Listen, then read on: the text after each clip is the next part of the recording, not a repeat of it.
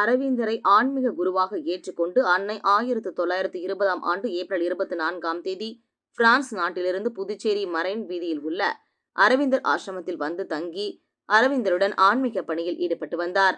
அதன் விளைவாக அரவிந்தரின் மறைவிற்கு பிறகு ஆரோவில் சர்வதேச நகரத்தை உருவாக்கினார். அன்னை புதுச்சேரிக்கு வந்த நாளை ஆண்டுதோறும் அரவிந்தர் ஆசிரமம் சார்பில் அன்னை வருகை தந்த தினமாக கொண்டாடப்பட்டு வருகிறது. அன்றைய தினம் அரவிந்தர் ஆசிரமத்தில் அன்னை தங்கியிருந்த அறை பொதுமக்கள் பார்வைக்காக திறந்து வைக்கப்படும். அன்னையின் அறையை ஏராளமான வெளிநாட்டினர் மற்றும் ஆன்மீக சிந்தனையாளர்கள் நீண்ட வரிசையில் காத்திருந்து பார்வையிட்டு அன்னையின் சமாதி முன்பு அமர்ந்து தியானத்தில் ஈடுபட்டனர். மேலும் அன்னை வருகை தினத்தையொட்டி அரவிந்தர் ஆசிரமத்தில் கூட்டு தியானமும் பிரார்த்தனையும் நடைபெற்றது.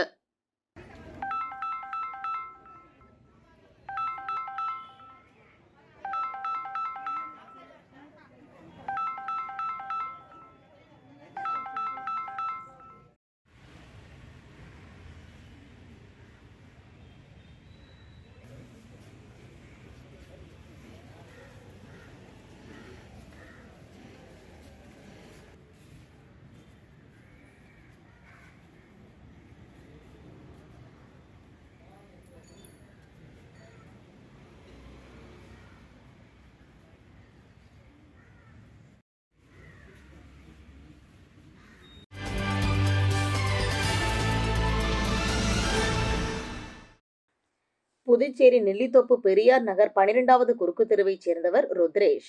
இவருக்கு திருமணமாகி பெண் குழந்தை உள்ளது. பெயிண்டர் வேலை செய்து வந்த ருத்ரேஷ் சமீப காலமாக கஞ்சா வியாபாரம் செய்து வந்ததாக கூறப்படுகிறது. இதற்கிடையே அதே பகுதியைச் சேர்ந்த ஈஸ்வர் என்பவரும் கஞ்சா விற்று வந்ததாக தெரிகிறது. இதனால் இருவருக்கும் கஞ்சா விற்பதில் தொழில் போட்டி இருந்து வந்துள்ள நிலையில் அங்குள்ள கங்கைமுத்து மாரியம்மன் கோவிலில் சித்ரா பௌர்ணமியையொட்டி பால்குட ஊர்வலம் நடைபெற்றது.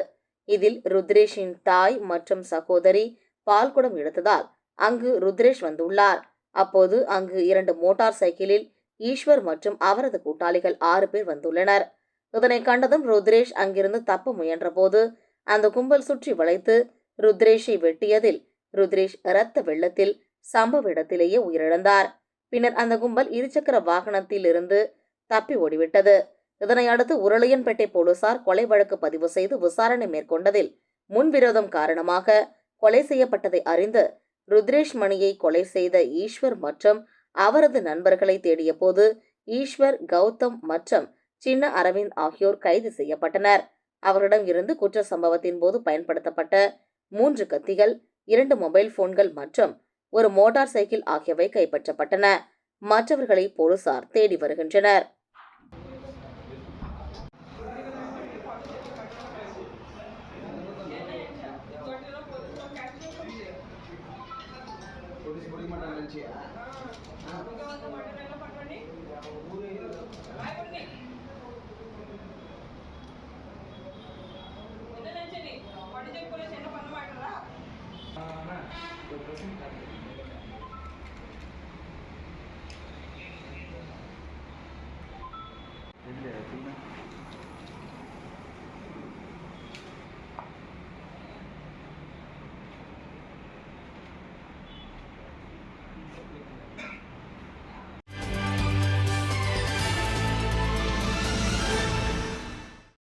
புதுச்சேரி ரெட்டியார்பாளையம் காவிரி நகரில் அமைந்துள்ள அருள்மிகு ஸ்ரீ ராஜராஜேஸ்வரி அம்மன் ஆலயத்தில் 20ஆம் ஆண்டு கும்பாபிஷேக ஆண்டு விழா மற்றும் சித்ரா பௌர்ணமி விழா கடந்த ஞாயிற்றுக்கிழமை விக்னேஸ்வர பூஜை, 108 வலம்புரி சங்கு பூஜை, புண்ணியாக வாசனம் நடைபெற்றது.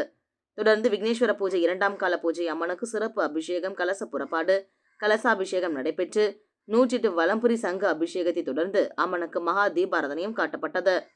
தொடர்ந்து திருவீதி உலா நடைபெற்றது. இதில் உழவர்கரை தொகுதி சட்டமன்ற உறுப்பினர் சிவசங்கர், ஆதி திராவிட நலத்துறை இயக்குநர் இளங்கோவன் மற்றும் திரளான பக்தர்கள் கலந்து கொண்டு சுவாமியை வழிபட்டனர். பூஜையில் கலந்து கொண்ட அனைவருக்கும் அருட்பிரசாதம் வழங்கப்பட்டது. இதற்கான ஏற்பாடுகளை தலைவர் மற்றும் நிர்வாக குழுவினர்கள் மற்றும் காவிரி நகரவாசிகள் செய்திருந்தனர்.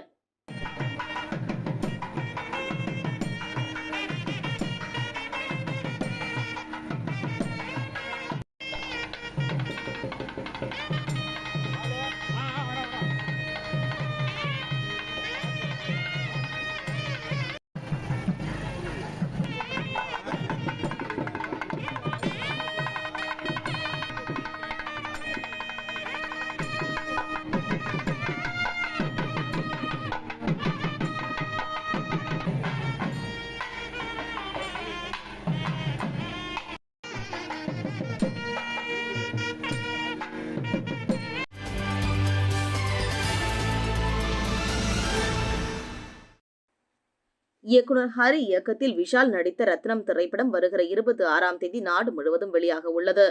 அதேபோன்று புதுச்சேரியிலும் ரத்னம் திரைப்படம் வெளியாகிறது. இந்நிலையில் சண்முகா திரையரங்கிற்கு வந்த இயக்குனர் ஹரி, விஷால் ரசிகர்களுடன் கலந்துரையாடினர். அப்பொழுது நடிகர் விஷாலுக்கு 3வது திரைப்படமாக இந்த படத்தை இயக்கியுள்ளதாகவும், மிகப்பெரிய வெற்றியை இத்திரைப்படம் ஏற்படுத்தி கொடுக்கும், எனவே அனைவரும் திரையரங்கில் வந்து பார்க்க வேண்டும் என அவர் கேட்டுக்கொண்டார். தொடர்ந்து தியேட்டரில் குழுமியிருந்த விஷால் ரசிகர்கள் இயக்குனரிடம் செல்ஃபி எடுத்து மகிழ்ந்தனர். அதனைத் தொடர்ந்து இயக்குனர் ஹரி நேரு வீதி, பாரதி வீதி, மகாத்மா காந்தி வீதி, குபேர் அங்காடி உள்ளிட்ட பல்வேறு பகுதிகளுக்கு சென்று அங்கிருந்த பூ வியாபாரி, பழ வியாபாரி, காய்கறி வியாபாரி மற்றும் ஆட்டோ டிரைவர்கள் உள்ளிட்ட பொதுமக்களிடம் 26ஆம் தேதி வெளியாகியுள்ள விஷால் நடித்த ரத்னம் திரைப்படத்தை அனைவரும் திரையரங்கில் வந்து பார்க்க வேண்டும் என அழைப்பு விடுத்தார்.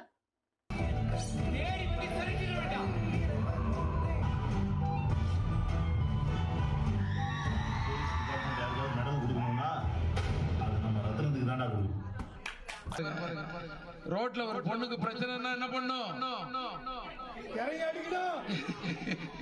விடக்கூடாது. ஏன்னா இந்த காலத்துல எல்லாம் நம்ம எல்லாம் போலீஸுக்கு பயந்துட்டு எதுவுமே பண்றது இல்ல. ஆனா என்னன்னு தட்டி கேட்கணும். ஒரு பொண்ணுக்கு பிரச்சனைனாலும் சரி, ஒரு எந்த பிரச்சனையா இருந்தாலும் அந்த மாதிரி தட்டி கேட்கிற வேலையை தான் நம்ம ஹீரோ விஷால் பண்ணியிருக்காரு இந்த படத்துல.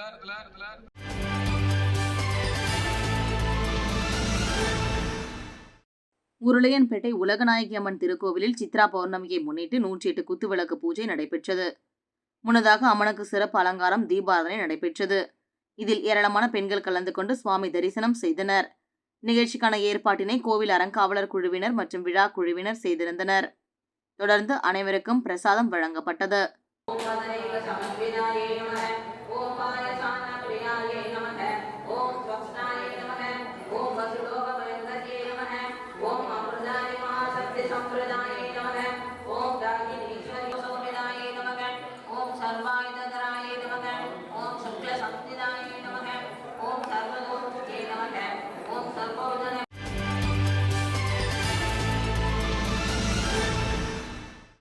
உருளையன்பேட்டை அம்மன் கோவில் தெருவில் அமைந்துள்ள சித்தி விநாயக சாமுண்டீஸ்வரி அம்மன் ஆலயத்தில் சித்ரா பௌர்ணமியை முன்னிட்டு அம்மனுக்கு சிறப்பு அலங்காரம், அபிஷேகம், தீபாராதனை நடைபெற்றது.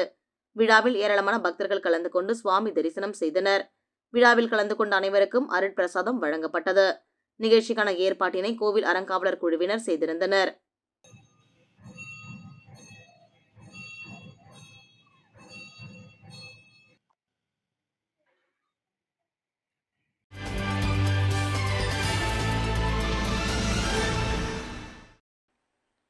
புதுச்சேரி தமிழ்ச் சான்றோர் பேரவையின் சார்பில் புதுச்சேரி மொழியியல் பண்பாட்டு ஆராய்ச்சி நிறுவனத்தில் தமிழ் இலக்கண தந்தை ஓல்கா புகழ் தொல்காப்பியரின் பிறந்த நாள் பெருமங்கல விழா பேரவையின் நிறுவனர் முனைவர் கலைமாமணி நெய்தல் நாடன் தலைமையில் நடைபெற்றது. புதுச்சேரி மொழியியல் பண்பாட்டு ஆராய்ச்சி நிறுவனத்தில் அமைக்கப்பட்டுள்ள தொல்காப்பியரின் திருவுருவ சிலைக்கு மலர் வணக்கம் செலுத்தப்பட்டது. ஆசிரியை வாணி பிரபு வரவேற்புரை நிகழ்த்த கலைமாமணி முனைவர் அரங்க முருகையன் நிகழ்ச்சி தொகுத்து வழங்கினார். கவிச்சுடர் வேணு, ஞானமூர்த்தி, புதுவை தன்னுரிமை கழக தலைவர் சடகோபன் முன்னிலை வகித்தனர். அதனைத் தொடர்ந்து நடைபெற்ற ஆய்வரங்கில் தொல்காப்பியத்தில் கவிதையியல் என்னும் தலைப்பில் முனைவர் பழனிவேலு, தொல்காப்பிய சமூக அமைப்பு என்கிற தலைப்பில் தமிழ் பேராசிரியர் முனைவர் கண்ணன் ஆகியோர் உரையாற்றினர். நிகழ்ச்சிக்கு புதுவை அரசின் கலை பண்பாட்டுத்துறை இயக்குநர் கலியபெருமாள் சிறப்பு விருந்தினராக பங்கேற்று ஆய்வறிஞர் மற்றும் பாவலர்களை பாராட்டி சிறப்புரையாற்றினார். நிகழ்ச்சியில் தமிழறிஞர்கள் பெருந்திரளாக கலந்து கொண்டனர். அதே போல் சொன்ன மாதிரி தமிழ் மாமணிகள், இன்னும் கலைமாமணிகள் இன்னும் ஒரு இது. அதே மாதிரி நூல் எழுதுங்களுக்கு கிட்டத்தட்ட 2 நூல்கள் தான் வாங்கியிருக்கிறோம். அதாவது 2021 வாங்கியிருக்கீங்களா? அதனால் அதுக்கு அடுத்த ஆட்டம் கண்டிப்பாக இந்த வருடங்கள் வாங்கிட முடியும் என்பதை நான் தெரிவித்துக் கொள்கிறேன்.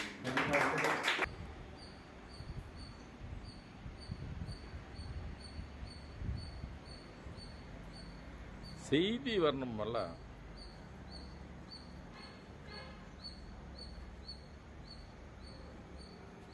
பத்திரிகை செய்து டிவியில் வந்துருமா சொல்லக்கூடாது.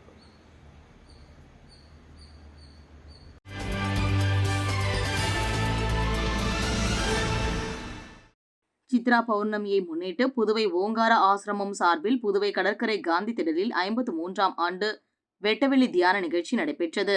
ஓங்கார ஆசிரம அதிபர் கோட்டீஸ்வரானந்தா வெட்டவெளி தியானத்தின் தோற்றம் மற்றும் வளர்ச்சி பற்றி விவரித்து கூறினார். ஓங்கார ஆசிரமத்தின் அறங்காவலர்களான சுவாமி சர்வாத்மானந்தா, பேராசிரியர் சுகுமாரன் ஆகியோர் வெட்டவெளி தியானத்தின் சிறப்பை விவரித்து பேசினர். தொடர்ந்து தொண்டர்கள் கருணாகரன், ராஜமாதா, பிரேமலதா தேவி, தங்கமுத்து ராம்குமார் ஆகியோர் வெட்டவெளி தியானத்தின் பல்வேறு பயன்களை எடுத்துரைத்தனர். நிகழ்ச்சியில் ஓங்கார ஆசிரமத்தின் மடாதிபதி சுவாமி ஓங்காரானந்தா கலந்து கொண்டு துறவி லட்சுமிபாயின் 91வது ஜெயந்தியை முன்னிட்டு அவரது உருவப்படத்தை திறந்து வைத்தார். மேலும் வெட்டவெளி தியானம் செய்யும் முறைகளை பயிற்றுவித்து அனைவருக்கும் ஆசி வழங்கினார். முடிவில் சட்ட ஆலோசகர் நீதிக்குமார் நன்றி கூறினார். எல்லா சித்தர்களும் தன்னுடைய முதல் பாடல்லையே வெட்டவெளியை பற்றி குறிப்பிடாமல் இருக்க மாட்டாங்க. எல்லா சித்தர்களும் தன்னுடைய எல்லா பாடல்களையும் இன்னைக்கு அந்த குழந்தைக்கு 53 வயசு. ஸோ விடாமல் 53 வருடமாக இந்த வெட்டவெளி தியானத்தை சுவாமிகள் இங்கே நடத்திட்டாங்க. அது ரொம்ப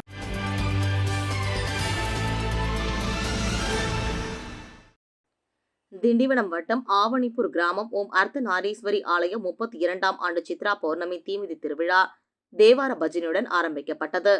தொடர்ந்து பால்குட ஊர்வலம் மற்றும் பாலாபிஷேகம், சிறப்பு அன்னதானம் நடைபெற்றது.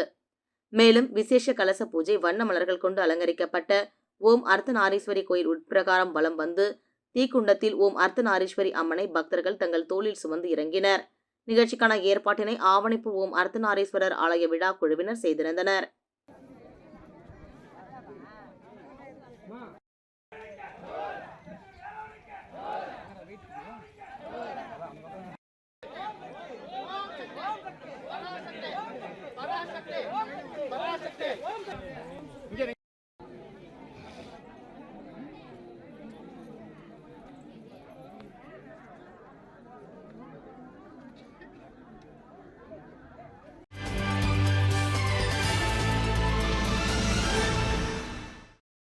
திண்டிவனம் வட்டம் இரட்டனை கிராமம் அருள்மிகு ஸ்ரீ வெண்ணியம்மன் ஆலய சித்ரா பௌர்ணமியை முன்னிட்டு சிகப்பு பட்டு உடுத்தி வண்ண மலர்கள் கொண்டு அலங்கரிக்கப்பட்ட உற்சவர் வெண்ணியம்மன் தன் மடியில் விநாயகர் மற்றும் முருகர் அமர்ந்து இருப்பது போல் காட்சியளித்தார்.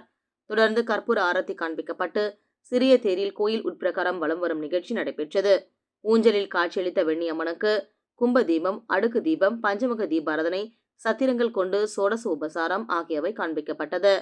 இதில் திரளான பக்தர்கள் கலந்து கொண்டனர்.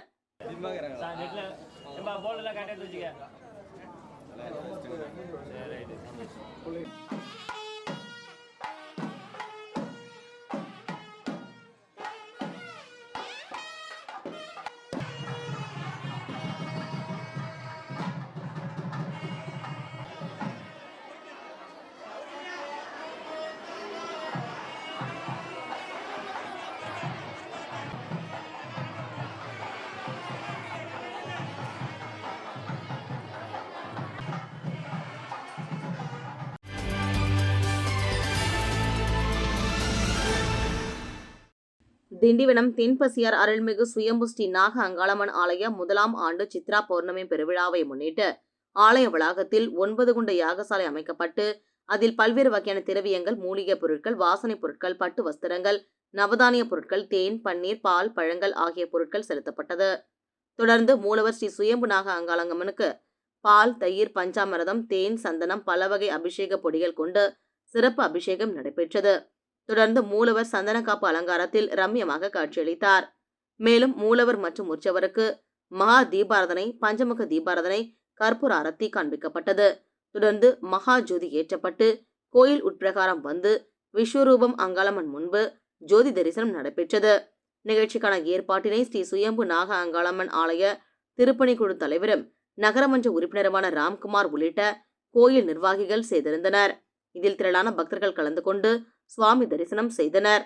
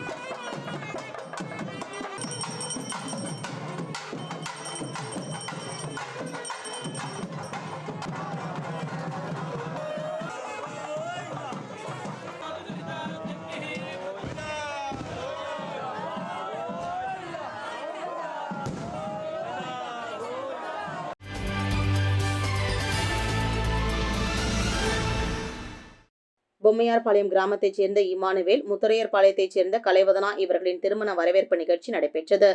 இந்நிலையில் சுற்றுச்சூழல் மற்றும் இயற்கையை பாதுகாப்பது அனைவரின் கடமையாகும்.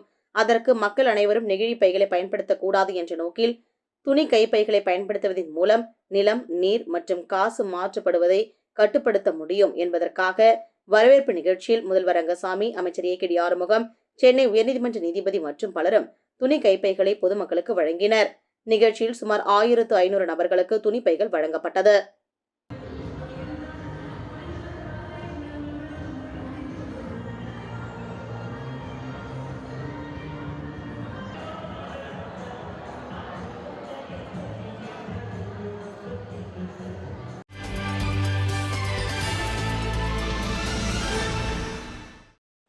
புதுச்சேரி பிள்ளையார்குப்பம் கிராமத்தில் அமைந்துள்ள 200 ஆண்டு பழமையான பிரசித்தி பெற்ற கூத்தாண்டவர் கோவிலில் ஆண்டுதோறும் சித்திரை மாதம் சித்திரை திருவிழா நடைபெறுவது வழக்கம். இந்நிலையில் இந்த ஆண்டுக்கான சித்திரை திருவிழா கடந்த 16ஆம் தேதி கொடியேற்றத்துடன் துவங்கியது. இதனைத் தொடர்ந்து ஊரணி பொங்கல் படைத்தல் நிகழ்ச்சியும், கூத்தாண்டவருக்கு திருக்கல்யாணமும், பக்தர்களுக்கு தாலி கட்டும் நிகழ்ச்சியும் நடைபெற்றது. இதனைத் தொடர்ந்து திருநங்கைகளுக்கான அழகி போட்டிகள் நடைபெற்றது. இதில் புதுச்சேரி மட்டுமின்றி பல்வேறு மாநிலங்களைச் சேர்ந்த திருநங்கைகள் கலந்து கொண்டனர். இப்போட்டி 3 சுற்றுகளாக நடைபெற்றது. முதல் சுற்று பாரம்பரிய உடைகளிலும், 2வது சுற்று மாடர்ன் உடைகளிலும், 3வது சுற்று தனித்திறமைகளை வெளிப்படுத்தும் விதமாக நடனத்துடன் நடைபெற்றது. இதில் 100க்கும் மேற்பட்ட திருநங்கைகள் கலந்து கொண்டு வண்ண ஆடைகள் அணிந்து ஒய்யாரமாக நடந்து பார்வையாளர்களை கவர்ந்தனர். இந்த அழகி போட்டியில் முதல் 5 இடங்களை பிடித்த திருநங்கைகளுக்கு பரிசுகள் வழங்கப்பட்டன. இதில் புதுச்சேரி பாகூரைச் சேர்ந்த சாக்ஷி என்ற திருநங்கை முதலிடத்தை பிடித்து மிஸ் பிள்ளையார்குப்பம் என்ற பட்டத்தை தட்டிச் சென்றார். இந்நிகழ்ச்சியில் பிள்ளையார்குப்பம் மட்டுமின்றி புதுச்சேரியை சேர்ந்த பல்வேறு பகுதிகளில் இருந்து ஏராளமான பொதுமக்கள் கலந்து கொண்டு சுவாமி தரிசனம் செய்தனர்.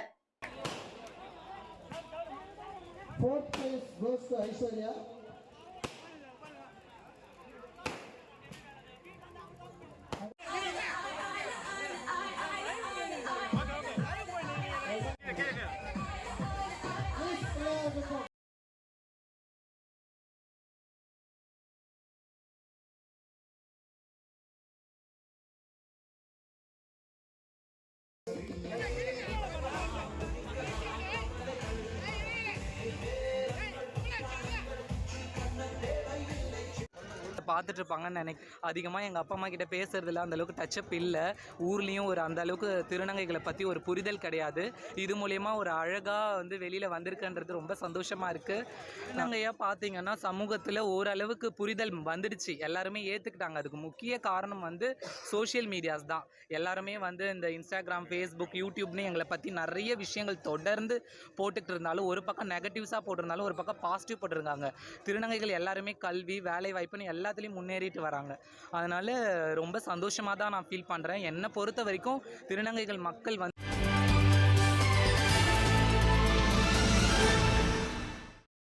பிள்ளையார்குப்பத்தில் 300 ஆண்டுகள் பழமை வாய்ந்த அருள்மிகு ஸ்ரீ கூத்தாண்டவர் திருக்கோவிலில் சித்திரை திருவிழாவின் ஒரு பகுதியாக ஊரார் கொடியேற்றும் நிகழ்ச்சி நடைபெற்றது. இதனைத் தொடர்ந்து முக்கிய நிகழ்வாக தேரோட்டம் விமரிசையாக நடைபெற்றது. இதில் சிறப்பு விருந்தினராக அமைச்சர் சாய் ஜே சரவணன்குமார் கலந்து கொண்டு தேரினை வடம் பிடித்து தேரோட்டத்தை தொடக்கி வைத்தார். இதில் முன்னாள் சட்டமன்ற உறுப்பினர் தி. பைந்தான், வில்லியனூர் கோவில் பஞ்சாயத்து ஆணையர் கார்த்திகேயன் உட்பட ஊர் பொதுமக்கள் ஏராளமானோர் கலந்து கொண்டு தேரினை வடம் பிடித்து இழுத்து சுவாமி தரிசனம் செய்தனர். மேலும் திருவிழாவினை முன்னிட்டு அமைச்சர் சாய் ஜே சரவணன்குமார் சொந்த செலவில் 1000க்கும் மேற்பட்ட நபர்களுக்கு அறுசுவை சமபந்தி விருந்தினை வழங்கினார். நிகழ்ச்சிக்கான ஏற்பாடுகளை அருள்மிகு ஸ்ரீ கூத்தாண்டவர் திருக்கோவில் நிர்வாக அதிகாரி மற்றும் பிள்ளையார்குப்பம் ஊர் பொதுமக்கள் செய்து வருகின்றனர்.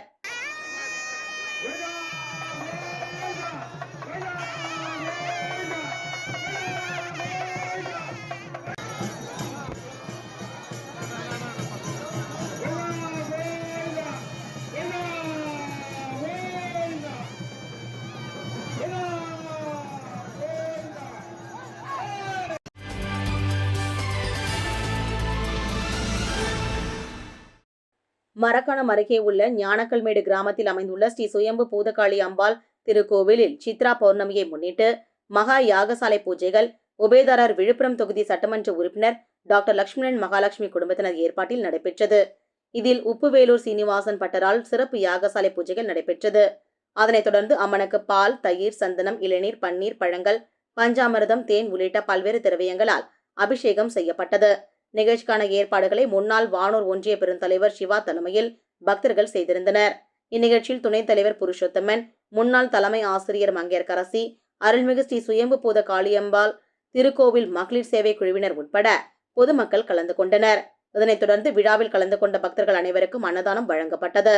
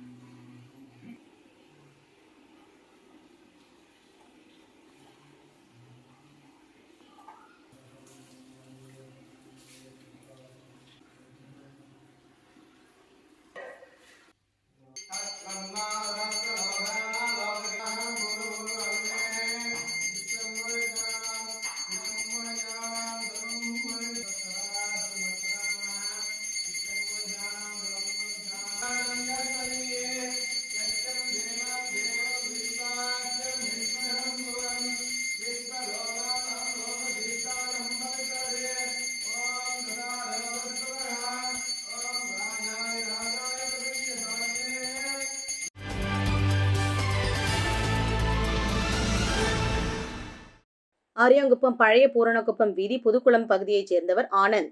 இவர் மீது அடிதடி உள்ளிட்ட பல்வேறு வழக்குகள் நிலுவையில் உள்ளன. இவருக்கும் புதுச்சேரி நெல்லித்தோப்பு பெரியார் நகரில் வசிக்கும் இளையராஜா என்பவருக்கும் கடந்த 1 வருடத்திற்கு முன்பு ஏற்பட்ட தகராறு காரணமாக முன்விரோதம் இருந்து வந்ததாக கூறப்படுகிறது.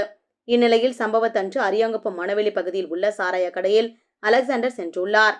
அப்போது மணவெளி சுடலை வீதியைச் சேர்ந்த வெங்கடேசன் மற்றும் அவனது கூட்டாளியான செல்வகுமார் என்பவரும் சேர்ந்து பெரிய கல்லை தூக்கி அலெக்சாண்டர் தலையில் போட்டு படுகொலை செய்துள்ளனர்.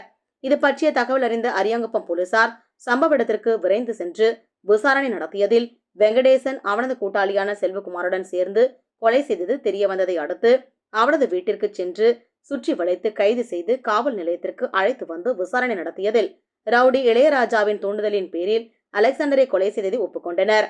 இதனையடுத்து வெங்கடேசன், செல்வகுமார் மற்றும் இளையராஜா ஆகிய 3 பேரையும் போலீசார் கைது செய்து சிறையில் அடைத்தனர்.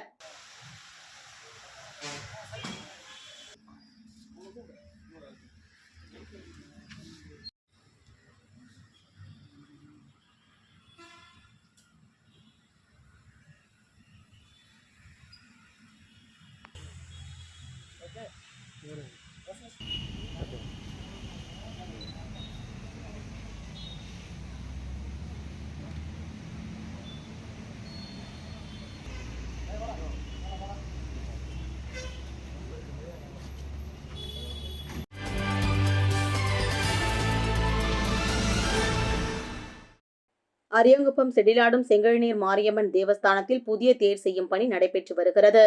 அந்த தேர் செய்யும் பணிக்காக சட்டமன்ற உறுப்பினர்களும் சமூக ஆர்வலர்களும் பல்வேறு அமைப்புகளும் அரசியல்வாதிகளும் நிதி உதவி அளித்து வருகின்றனர். அந்த வகையில் சமூக சேவகரும் முன்னாள் நகரமன்ற தலைவருமான ஆனந்தன் தேர் செய்யும் பணிக்காக ஆலய நிர்வாகிகளிடம் 50,000 ரூபாய் நிதி உதவி வழங்கினார். மேலும் இந்நிகழ்ச்சியில் விழா குழுவினர் மற்றும் ஆலய நிர்வாகிகள், முன்னாள் சேர்மனின் ஆதரவாளர்கள் உடனிருந்தனர்.